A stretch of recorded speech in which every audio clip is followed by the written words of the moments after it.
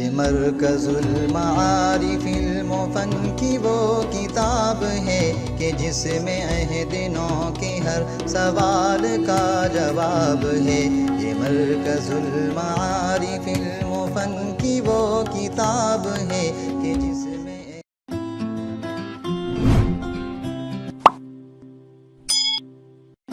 لیکن محمد رسول اللہ صلی اللہ علیہ وسلم کی شفقت کا یہ عالم تھا کہ میں خادم تھا، پرسنل خادم تھا، یعنی ہر وقت ساتھ رہنے والا، لیکن کبھی یہ نہیں کہا کہ یہ کام تم نے کیوں نہیں کیا، یہ کام تم نے کیوں کیا.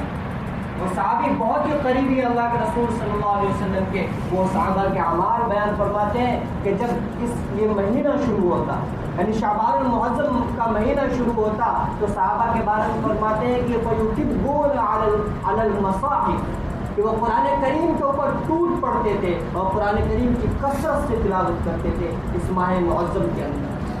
اور دوسرا عمل فرمایا، اس مہینے کے اندر صحابہ کا یہ معمول تھا کہ اپنی زکاتیں بھی بہت سے صحابہ اسی مہینے کے اندر نکال دیا کرتے تھے تاکہ غریب ہے جو ہے ان کا بھی رمضان اچھا گزرے. اور فرمایا کہ جن صحابہ کی ملکیت میں غلام ہوا کرتے تھے یا صحابہ جو قید خانے تھے وہاں تلاشتے تھے کہ ہے کوئی ایسا قیدی جنہیں میں اپنا پیسے دے کر اسے آزاد کرا دوں. اسی طریقے سے اور بھی بہت سے اچھے کام صحابہ کرام اس مہینے کے اندر کیا کرتے تھے، جن میں سے خاص یہ ہے کہ صحابہ کرام کثرت سے قرآن کریم کی تلاوت کرتے تھے اور کثرت سے خیرات کیا کرتے تھے، غریبوں کا تعاون کرتے تھے. یہ رات جو ہے یہ بہت ہی مقدس رات ہے. اس رات ہی کے تعلق سے میں نے قرآن کریم کی ایک دو آیتیں پڑھی ہیں اور اللہ کے رسول صلی اللہ علیہ وسلم کی حدیث کا ایک ٹکڑا پڑھا ہے. قرآن کریم کی جس آیت کی تلاوت میں نے کی ہے، اس آیت کے اندر اللہ تبارک و تعالیٰ فرماتے ہیں کہ یہ رات مبارک رات ہے. اس رات کے اندر قرآن کریم کا نزول ہوا. اس رات کے اندر اللہ تبارک و تعالیٰ کی طرف سے امور کے، یعنی جو سال بھر کے اندر اعمال ہونے والے وہ طے ہوتے ہیں. آپ نے سنا ہوگا پہلے بھی کہ قرآن کریم کا جو نزول ہوا ہے وہ شب قدر کے اندر ہوا جو رمضان مبارک کے اندر ہے. اس کی وضاحت یہ ہے کہ حضرت تھانوی رحمۃ اللہ علیہ نے فرمایا کہ دراصل جب بھی کوئی بڑا کام ہوتا ہے تو پہلے اس کا ایک فیصلہ کیا جاتا ہے، اس سلسلے میں تجویز پاس ہوتی ہے، ایک ڈیسیزن لیا جاتا ہے، اس کے بعد جا کر وہ معاملہ ہوتا ہے. اسی طریقے سے اللہ تبارک و تعالیٰ نے اس مقدس رات کے اندر قرآن کے نزول کا فیصلہ کیا ہے اور پھر شب قدر کے اندر اللہ تبارک و تعالیٰ نے اس قرآن کریم کو نازل کیا ہے. اس رات کے بارے میں جو دوسری بات ہے کہ اللہ تبارک و تعالیٰ جو سال بھر کے امور ہوتے ہیں وہ طے کرتے ہیں اللہ تبارک و تعالیٰ. جمہور مفسرین اگرچہ اس آیت کو شب قدر کے لیے مانتے ہیں، لیکن مفسرین کی ایک بڑی جماعت ہے جن کا کہنا ہے کہ یہ آیت شب قدر کے متعلق نازل ہے. یہ رات بہت ہی مقدس رات ہے. گرچہ اس رات کے تعلق سے افراط و تفریط کے بھی لوگ شکار ہیں. کچھ لوگ تو یہ کہتے ہیں کہ یہ رات عام سی رات ہے، اس رات کی کوئی فضیلت نہیں، جبکہ ایک طبقہ وہ جو یہ کہتا ہے کہ یہ رات اس قدر مقدس رات ہے جیسے شب قدر. یہ دونوں ہی نظریے غلط ہیں. پہلی بات کہ اس رات کی کوئی فضیلت نہیں ہے، یہ بالکل غلط ہے. تقریباً 10 صحابہ کرام سے اس رات کی فضیلت منقول ہے. سیاہ ستہ کے اندر مذکور ہے. حضرت عائشہ صدیقہ رضی اللہ تعالیٰ عنہ کی روایت ہے، حضرت معاذ بن جبل رضی اللہ تعالیٰ عنہ کی روایت ہے، حضرت ابو ہریرہ رضی اللہ تعالیٰ عنہ کی روایت ہے، حضرت علی رضی اللہ تعالیٰ عنہ کی روایت ہے. تقریباً 10 صحابہ کرام نے اس رات کی فضیلت کو بیان کیا ہے. اور حدیث کا یہ مستقل ایک قاعدہ ہے کہ اگرچہ وہ حدیث ضعیف ہو لیکن کثرت سے اگر صحابہ کرام کسی چیز کی فضیلت کو بیان کرے تو اس کی فضیلت ثابت ہوتی ہے. اسی لیے صحابہ کرام اور جو ان کے بعد جو مقدس جماعت تھی جنہیں ہم تابعین کہتے ہیں، ان کا معمول نقل کیا گیا ہے کتابوں کے اندر کہ اس رات کو وہ جماعت یعنی صحابہ اور تابعین اس رات کو عبادت کے اندر گزارتے تھے. اللہ کے رسول صلی اللہ علیہ وسلم کی جو حدیث میں نے پڑھی ہے اس کا ترجمہ یہ ہے کہ علی رضی اللہ تعالیٰ عنہ فرماتے ہیں کہ آقا نامدار محمد رسول اللہ صلی اللہ علیہ وسلم نے فرمایا کہ جب نصف شعبان کی رات آتی ہے تو اللہ تبارک و تعالیٰ غروب شمس سے یعنی مغرب کے وقت سے ہی آسمان دنیا پر تشریف لاتے ہیں اور یہ ایک ندا دی جاتی ہے اللہ تبارک و تعالیٰ کی طرف سے کہ ہے کوئی مغفرت کا طالب، گناہوں میں ڈوبا ہوا شخص جو مغفرت کا طلبگار ہو تو وہ مغفرت طلب کرے، میں اس کی مغفرت کر دوں گا۔ ہے کوئی رزق کا طالب جو رزق کی وجہ سے پریشان ہو، وہ اپنے رزق کے لیے دعا کرے، میں اس کو رزق عطا کروں گا۔ ہے کوئی مصیبت میں مبتلا، وہ اپنی عافیت کی دعا کرے، میں اسے عافیت دوں گا۔ اسی طریقے سے اور بھی بہت ساری ندائیں دی جاتی ہے کہ ہے کوئی انسان ضرورت مند، گنہگار، رزق کا طالب، جو بھی اس کی ضرورت ہے میں آج اس رات میں اس کی ضرورتوں کو پوری کروں گا۔ تو یہ رات بہت ہی مقدس رات ہے، اس رات کے اندر جو بھی ہم مانگیں گے انشاءاللہ اللہ تبارک و تعالیٰ سے امید رکھے اللہ تبارک و تعالیٰ ضرور عطا کریں گے۔ اور پھر فرمایا آقا نامدار محمد رسول اللہ صلی اللہ علیہ وسلم نے اسی حدیث شریف کے اندر کہ فقوموا لیلہا وصوموا نہارہا، کہ رات مقدس رات ہے، لہذا اس رات کو عبادت کے اندر گزارو، اس رات کو قائم کرو، اس رات کو قائم کرو مطلب عبادت کے اندر گزارو۔ وہ عبادت کیسی ہونی چاہیے جو صحابہ کا معمول تھا کہ قرآن پر ٹوٹ پڑھتے تھے، زیادہ سے زیادہ قرآن کریم کی تلاوت کریں، نہیں پڑھنا آتا مشکل سے پڑھتے ہیں تب بھی ہم پڑھیں، 1 گھنٹے میں ہم 2 صفحے پڑھ پاتے ہیں تب بھی پڑھیں۔ آج وہ رات ہے جو مقدس رات ہے، کوشش کر کے قرآن کریم کو زیادہ سے زیادہ پڑھیں، اور جو اگلا دن ہوگا اس میں ہم روزہ رکھیں گے اور اس رات کو عبادت کے اندر گزاریں گے، جو بھی مانگیں گے اللہ تبارک و تعالیٰ عطا کریں گے۔ لیکن ایک بات ضرور یاد رکھیں، آقا نامدار محمد رسول اللہ صلی اللہ علیہ وسلم نے اللہ تبارک و تعالیٰ کی طرف سے کیے ہوئے وعدے کو جہاں بتایا کہ اللہ تبارک و تعالیٰ ہر دعا کو قبول کریں گے، وہیں یہ بھی بتلایا کہ 7 ایسے لوگ ہوں گے جس کی دعا اس مقدس رات میں قبول نہیں ہوگی۔ اس لیے اگر آپ چاہتے ہیں کہ آپ کی دعا قبول ہو تو ان 7 چیزوں سے آپ کو آج توبہ کرنا ہوگا، اور جہاں تک ممکن ہو اس کی تلافی کرنی ہوگی۔ وہ 7 چیزیں کیا ہے؟ آقا نامدار محمد رسول اللہ صلی اللہ علیہ وسلم کی حدیث شریف کے اندر مذکور ہے، اس کی وضاحت کر کے میں اپنی بات ختم کروں گا۔ ہم عائشہ صدیقہ رضی اللہ تعالیٰ عنہ فرماتی ہیں کہ ایک رات میں اٹھی تو آقا نامدار صلی اللہ علیہ وسلم کو بستر پہ نہیں پائی، مجھے اندیشہ ہوا کہ آخر آقا نامدار محمد رسول اللہ صلی اللہ علیہ وسلم اتنی رات کو کہاں چلے گئے؟ ہم عائشہ فرماتی ہیں کہ میں باہر نکلی اور تلاش کرتے ہوئے جب گئی تو دیکھا کہ رسول اللہ صلی اللہ علیہ وسلم جنت البقیع میں، وہ قبرستان جہاں پر صحابہ مدفون تھے، آقا نامدار صلی اللہ علیہ وسلم وہاں تشریف فرماتے اور ان کے لیے مغفرت کی دعائیں کر رہے تھے۔ عائشہ صدیقہ رضی اللہ تعالیٰ عنہ کو جب رسول اللہ صلی اللہ علیہ وسلم نے دیکھا تو پوچھا آپ کیسے تشریف لائیں؟ تو انہوں نے کہا کہ مجھے ایسا لگا کہ شاید آپ کہیں اور چلے گئے ہوں، دوسری بیویوں کے پاس چلے گئے ہوں۔ اللہ کے رسول صلی اللہ علیہ وسلم نے فرمایا یا عائشہ کیا آپ ایسا گمان کرتی ہو کہ اللہ اور اس کا رسول آپ کو دھوکہ دے سکتا ہے؟ اور اس کے بعد آقا نامدار محمد رسول اللہ صلی اللہ علیہ وسلم نے فرمایا کہ اے عائشہ یہ وہ مقدس رات ہے جس رات کے اندر اللہ تبارک و تعالیٰ آسمان دنیا میں تشریف لاتے ہیں اور انسانوں کی بخشش کرتے ہیں بعدد غنم کلب، جو قبیلہ کلب اس کے پاس جو بکریاں ہیں ان بکریوں کے بال کی تعداد سے بھی زیادہ ہے۔ اس وقت ایک مشہور قبیلہ تھا قبیلہ کلب، ان کے پاس بہت زیادہ بکریاں تھیں، لاتعداد بکریاں رہتی تھیں۔ تو اللہ کے رسول صلی اللہ علیہ وسلم نے مثال دی ہے کہ قبیلہ کلب کے پاس جو بکریاں ہوتی ہیں اور ان بکریوں کے بدن میں جو بال ہوتے ہیں اس سے بھی زیادہ اللہ تبارک و تعالیٰ مغفرت فرماتے ہیں۔ دوسری روایت میں تو وَلِلَّهِ فِيهَا عُتَقَاء مِنَ النَّارِ بِعَدَدِ شُعُورِ غَنَمِ كَلْبٍ، کہ اللہ تبارک و تعالیٰ انسانوں کو ان کے گناہوں سے جہنم سے اتنی مقدار میں آزادی دلاتے ہیں کہ جو قبیلہ کلب ہے اس کے بکریوں کے بالوں سے زیادہ ہے۔ وَلَا يَنْظُرُ اللَّهُ إِلَى مُشَاحِنٍ وَلَا مُشْرِكٍ وَلَا قَاطِعِ رَحْمٍ وَلَا عَاقٍ لِوَالِدَيْهِ وَلَا مُدْمِنِ خَمَرٍ۔ فرمایا کہ یہ جو لوگ ہیں، یہ جو 6 لوگ ہیں، ان کی مغفرت نہیں فرماتے۔ 7ویں کا ذکر دوسرے حدیث شریف کے اندر ہے پہلے نمبر میں فرمایا کہ اللہ تبارک و تعالیٰ اس مقدس رات کے اندر بھی ان لوگوں کی طرف نظر رحمت نہیں فرماتے.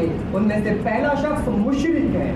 جو شخص شرک کرتا ہے اللہ تبارک و تعالیٰ اس کی بخشش کبھی نہیں کریں گے. قرآن کریم کے اندر صاف طور پہ اللہ تبارک و تعالیٰ نے فرمایا کہ ان اللہ لا یغفر ان یشرک بہ ویغفر ما دون ذلک لمن یشاء، کہ اللہ تبارک و تعالیٰ شرک کو کبھی معاف نہیں کریں گے شرک کرنے والے کو. اس کے علاوہ جو بھی گناہ انسان کرے گا وہ چاہیں گے تو معاف کر دیں گے. شرک کیا ہے اچھی طرح سے آپ سمجھ لیں. شرک کا مطلب ہوتا ہے اللہ تبارک و تعالیٰ کی ذات میں یا اللہ کی صفات میں کسی بھی شخصیت کو شریک ماننا.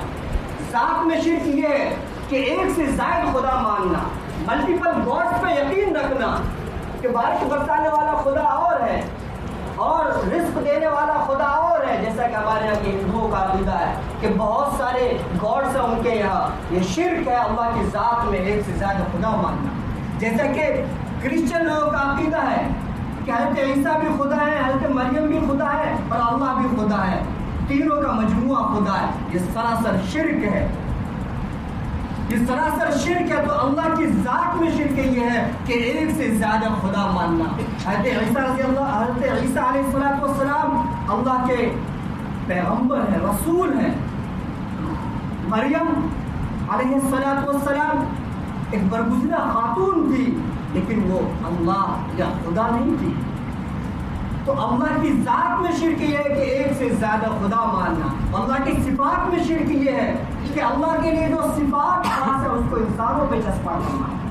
مثال کے طور پر بہت زیادہ علم رکھنا، ہر چیز کا علم رکھنا، جو چیزیں ہو چکی ہے جو چیزیں ہونے والی ہے، اس کا علم صرف اور صرف اللہ کے پاس ہے. اگر کسی انسان کے متعلق ہم کہتے ہیں کہ وہ چیز کو جانتا ہے، جو چیز ہونے والی ہے وہ چیزیں بھی جانتا ہے، جو چیزیں ہو چکی ہے وہ بھی جانتا ہے، تو یہ شرک ہوگا.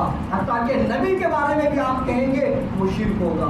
آقا نامدار محمد رسول اللہ صلی اللہ علیہ وسلم کو دنیا کا سب سے زیادہ علم دیا گیا تھا، سب سے زیادہ، لیکن پھر بھی جتنا علم اللہ کو تھا اتنا علم نہیں تھا.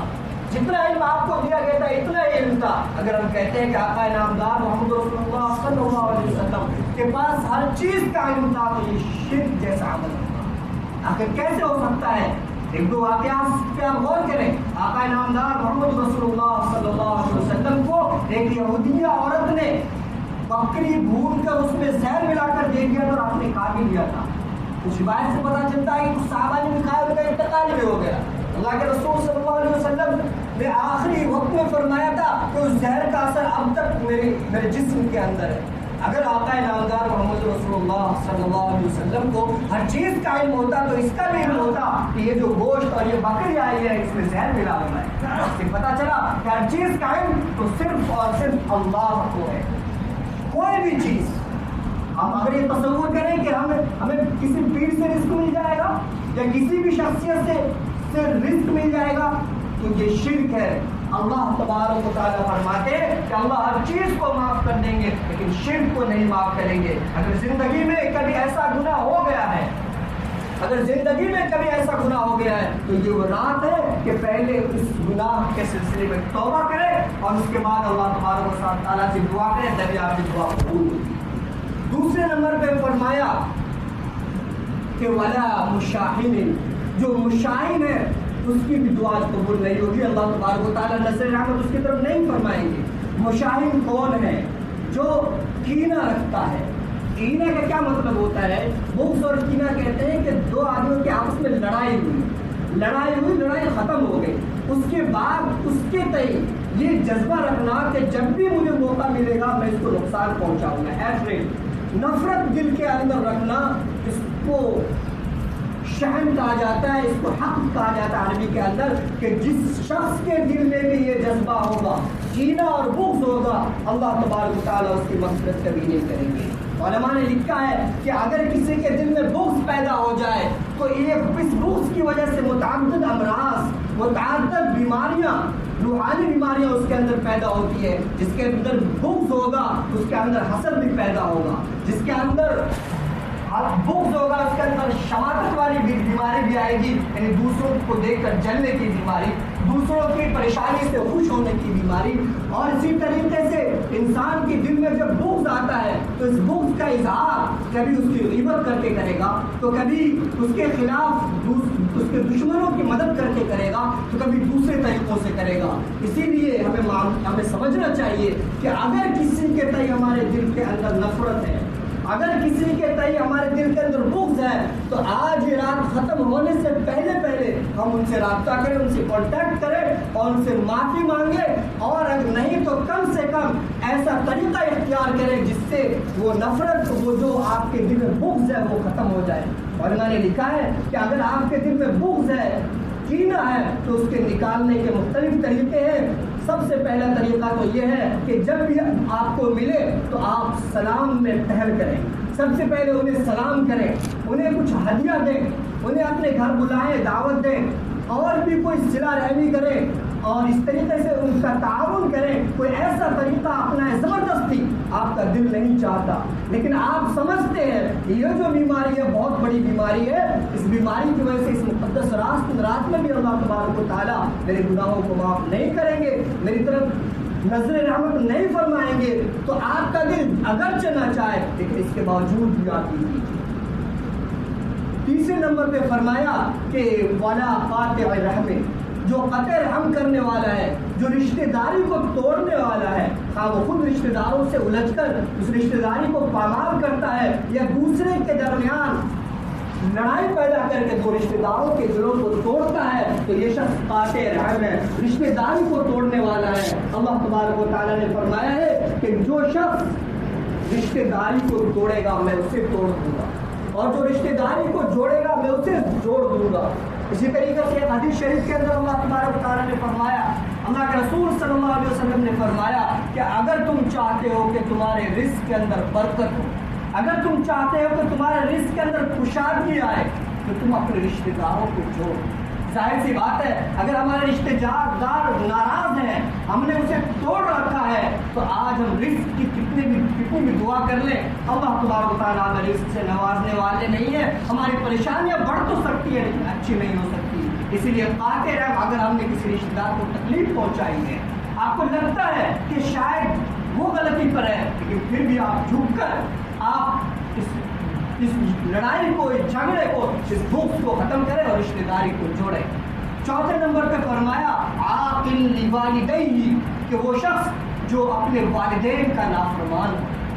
کتنا بڑا گناہ ہے والدین کی نافرمانی. آپ سمجھ سکتے ہیں کہ جب اللہ کے رسول صلی اللہ علیہ وسلم نے فرمایا اے لوگوں کیا میں تمہیں بتاؤں کہ سب سے بڑے گناہ کون سے ہیں دنیا کے اندر، اور پھر فرمایا اللہ کے رسول صلی اللہ علیہ وسلم نے کہ سب سے بڑا گناہ تو الاشراک باللہ، شرک کرنا ہے. اور اس کے بعد فرمایا حقوق الوالدین، شرک کے بعد دنیا کے اندر سب سے بڑا گناہ جو ہے وہ والدین کی نافرمانی ہے. اس لیے قرآن کریم کے اندر جا بجا اللہ تبارک و تعالیٰ نے فرمایا ہے، جہاں پر اللہ تبارک و تعالیٰ نے کہا ہے کہ اللہ کی عبادت کرو، وہی آگے یہ بھی کہا ہے کہ اپنے والدین کے ساتھ اچھا سلوک کرو. یعنی اللہ کی عبادت اور اس کے فوراً بعد والدین کے ساتھ اس نے سلوک کا ذکر ہے. وَقَضَىٰ رَبُّكَ أَلَّا تَعْبُدُوا إِلَّا إِيَّاهُ وَبِالْوَالِدَيْنِ إِحْسَانًا. اللہ حکم دیتا ہے کہ اللہ کے علاوہ کسی کی عبادت نہ کرنا اور اپنے والدین کے ساتھ اچھا سلوک کرنا. قرآن کہتا ہے لَا تَقُل لَهُمَا أُفٍّ، کہ ماں باپ کو ذرہ برابر بھی نقصان نہ پہنچاؤ، ذرہ برابر تکلیف نہ پہنچاؤ. اور اس کی مثال دی ہے کہ لا تقل لهم اف، انہیں اف بھی نہ کہو.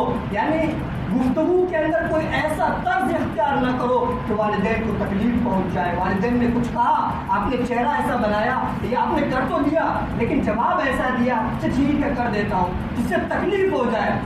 تو فرمایا قرآن نے کہ لا تقل لهم اف، انہیں اف تک مت کہو.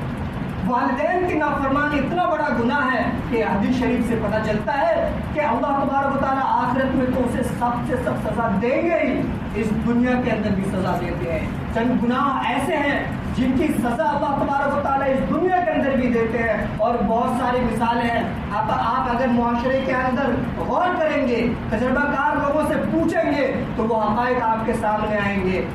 کتابوں کے اندر بہت سارے واقعات لکھے ہیں. ایک مختصر واقعہ میں آپ کو سنانا چاہتا ہوں کہ ایک صاحب نے لکھا ہے کہ ایک شخص اپنے والد کو بڑھاپے کی عمر میں جب دیکھا کہ والد بہت بوڑھے ہو گئے ہیں اور بیمار رہتے ہیں، پریشان کرتے ہیں، بوجھ بنے ہوئے ہیں، تو یہ سوچا کہ کیوں نہ اپنی زندگی سے ان کو ختم کر دوں، اور ان کے پیر میں رسی باندھ کر گھسیٹ کر جنگل کی طرف لے گیا.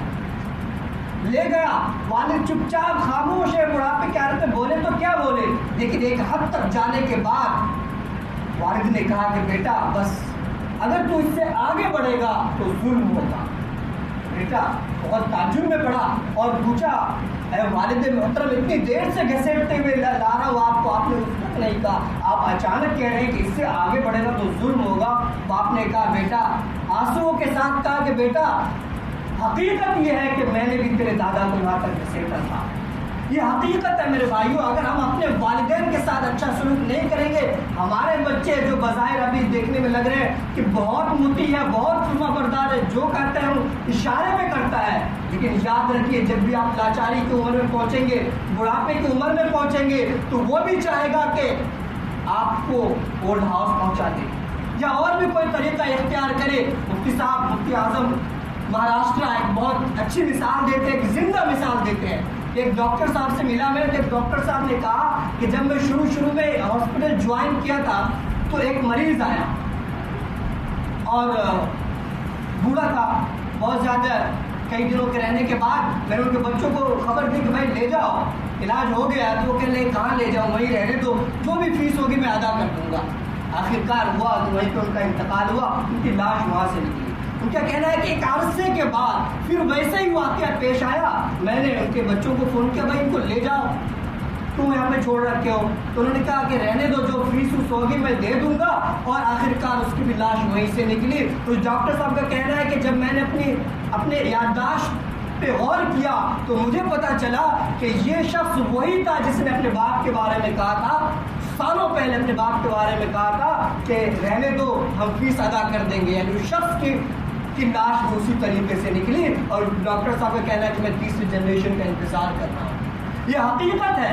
اللہ کے رسول صلی اللہ علیہ وسلم نے فرمایا ہے کہ چند گناہ ایسے ہیں جس کی سزا اللہ تبارک و تعالیٰ دنیا کے اندر ہی دے دیتے ہیں. اس لیے اگر ہم نے اپنے ماں باپ کو تکلیف پہنچائی ہے، وہ زندہ ہے، تو خدا کے واسطے سب سے پہلے آپ ان سے معافی مانگیں، انہیں خوش کریں، پھر اللہ تبارک و تعالیٰ کے سامنے دعا کر کے اپنی مغفرت کروائیں.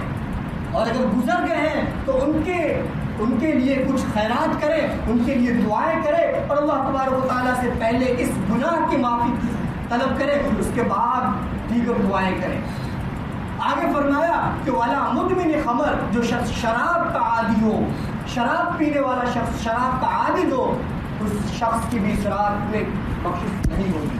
حدیث شریف کے الفاظ ہے شراب کا عادی، کسی نے کبھی پی لیا تھا غلطی سے، توبہ کر لیا، غلطی ہو گئی، احساس ہوا، پتہ نہیں تھا اللہ کے احکام، اب توبہ کر لی ہے تو وہ شخص تو بچ جائے گا. لیکن جو عادی ہے، بار بار توبہ کرتا ہے، بار بار پیتا ہے، مدمن و خمر، اس کی بخشش نہیں ہوگی. شراب کو حدیث شریف کے اندر کہا گیا ہے کہ یہ تمام جو گناہ ہے اس کی جڑ ہے یہ. اور یقین جانیے یہ واقعی جڑ ہے. یہ ایک مثال سے میں آپ کو سمجھاؤں کہ کتابوں کے اندر ایک واقعہ لکھا بنی اسرائیل کا کہ ایک بزرگ تھے، اللہ والے تھے، وہ ہمیشہ عبادت ہی میں مشغول رہتے تھے. ایک مرتبہ شیطان اس کے پاس آیا اور 3 چیز لے کر حاضر ہوا. ایک بچے کو لے کر حاضر ہوا، ایک عورت کو لے کر حاضر ہوا، اور شراب لے کر حاضر ہوا. اور یہ کہا کہ یا تو شراب پیو، یا اس لڑکی کے ساتھ زنا کرو، یا اس بچے کو قتل کرو. ان تینوں میں سے ایک گناہ کرنا ہی پڑے گا. وہ شخص بہت پریشان ہوا. آپ نے سوچا اگر میں اس عورت کے ساتھ زنا کرتا ہوں تو میں تو گناہ کرتا ہی ہوں، اس کی بھی عزت جائے گی، اس کے بھی حقوق تلف ہوں گے. اور اگر اس بچے کو قتل کرتا ہوں تو یہ تو کہیں بھی جائز نہیں دنیا کے اندر کہ اپنی جان بچانے کے لیے کسی دوسرے کو قتل کر دوں. ہاں اگر شراب پی لیتا ہوں تو کچھ کم درجے کا گناہ ہے. اور یہ ہے کہ اسلام نے بھی ہے کہ اگر جان بچانے کے لیے کوئی چارہ نہ ہو تو لکھا ہے کتابوں کے اندر کہ سور کا گوشت نہیں کھا سکتے.